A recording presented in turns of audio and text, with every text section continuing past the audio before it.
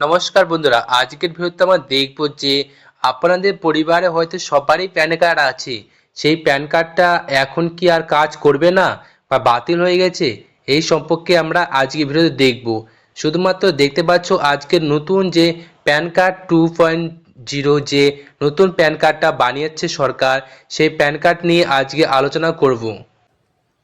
তাহলে আমাদের যে প্যান কার্ড 2.0 এটা নিয়ে আমাদের প্রধানমন্ত্রী নরেন্দ্র মোদী কি বলেছেন। আমরা এখানে দেখতে পাচ্ছি এটা হচ্ছে ইন্ডিয়া টাইমস থেকে নেওয়া হয়েছে। এখানে দেখতে পাচ্ছেন প্রধানমন্ত্রী নরেন্দ্র মোদীর সভাপতিত্বে অর্থনৈতিক বিষয় সংক্রান্ত কমিটি সিসিএ 25 নভেম্বর 2024 এর পেন 2.0 উদ্যোগ অনুমোদন করা হয়েছে। ঘোষণা অনুযায়ী বিদ্যমান প্যানগুলির নম্বর অপরিবর্তিত থাকবে বলে আশা করা হচ্ছে। তবে সফট কপিতে এমবেড কিউআর কোড সহ একটি নতুন প্যান কার্ড জারি করা হবে। উপরন্তু এটি ঘোষণা করা হয়েছে যে প্যান কার্ডের তথ্য নিরাপত্তা বাড়ানোর জন্য একটি প্যান ভোল্ট সিস্টেম চালু করা হবে। সিস্টেমটি বোঝাতে পারা যে আধারের মতো ব্যবহার করা যেতে পারে। কোনো ব্যক্তির প্যান অ্যাক্সেস বা ব্যবহার করার জন্যে একটি ওটিপি প্রমাণকারী প্রক্রিয়া বাধ্যতামূলক হতে পারে। এবার দেখব যে নতুন নতুন প্যান কার্ড কার কার প্রয়োজন হতে পারে।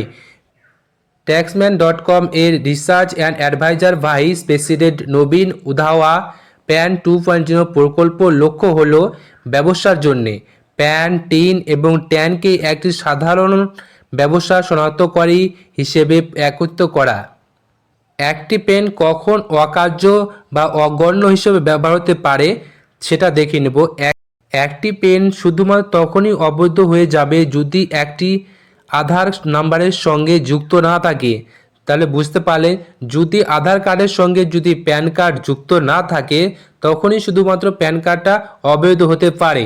তারপর সরকার সরাসরি বলে দিয়েছে, একটি সুপারিশ করা হয় যে যাদের কাছে কিউআর কোড ছাড়া প্যান কার্ড আছে তাদের অবশ্যই একটি নতুন ডিজাইনের আপডেট করতে হবে যাতে ভবিষ্যতে কোনো প্রতিক্রিয়া না হয়। প্যান 2.0 প্রকল্পটি উন্নত এবং গভর্নেন্সের মাধ্যমে করদাতা নিবন্ধনক আধুনিকরণের করার জন্য একটি পরিবর্তনমূলক উদ্যোগ। 1435 কোটি টাকা আর্থিক ব্যয় করা হয়েছে প্যানে 2.0 জন্যে। এখানে খুবই সরলভাবে বলা হয়েছে যে আপনি যদি প্যান 2.0 এর জন্য অবিলম্বন আবেদন না করেন তাহলে আপনার প্যান কার্ডটা নিষ্ক্রিয় হয়ে যাবে না। এবার দেখব যে সরকার যে 1425 কোটি টাকা দিচ্ছে প্যান কার্ডের পিছনে প্যান 2.0, এই প্যান 2.0 জন্য 1425 টাকা কী কাজে লাগবে। আপনার এখানে 78 কোটি প্যান ধারকদের জন্য এটি নিশ্চিত করা হয়েছে। শুধুমাত্র এখানে দেখতে হবে যে আপনার নাম বানান এগুলো ভুল থাকলে আপনি ফ্রিতে আপডেট করতে পারবেন। যদি আপনি ওই প্যান কার্ডটা অর্ডার করেন তাহলে আপনাকে এখানে 50 টাকা নির্ধারিত ফিস দিতেই হবে। তারপর এখানে দেখতে পাচ্ছেন যে ডেলিভারি চার্জ, এখানে কার্ড ডেলিভারির জন্য 15 টাকা প্রতিপক্ষের পোস্টের চার্জ আবেদনকারীর কাছে থেকে নেওয়া হবে।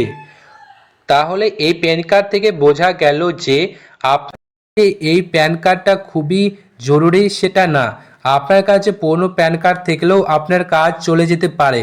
যাদের কোনো ব্যবসা বাণিজ্য করে তাদের কাছে প্যান কার্ড 2.0 অবশ্যই নিতে হবে।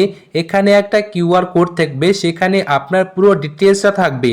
আপনাকে নতুন প্যান কার্ডটি আধার কার্ডের সঙ্গে অবশ্যই লিঙ্ক করতে হবে, না হলে সেই প্যান কার্ডটা বাতিল বলে ঘোষণা করা হবে। এখানে বলে রাখি যে সরকার খুবই বাধ্যতামূলকভাবে নতুন প্যান 2.0 আপনাকে নিতে বলছে সেটা না, আপনি এখানে আপনার ভবিষ্যতের জন্য নিয়ে রাখতে পারেন, এটা পরে অবশ্যই কাজ দিতে পারে। প্যান 2.0 অ্যাপ্লাইয়ের জন্যে নতুন একটা ওয়েবসাইট তাড়াতাড়ি লঞ্চ হবে, সেই ভিডিওটা নিয়ে আমরা শীঘ্রই চলে আসবো।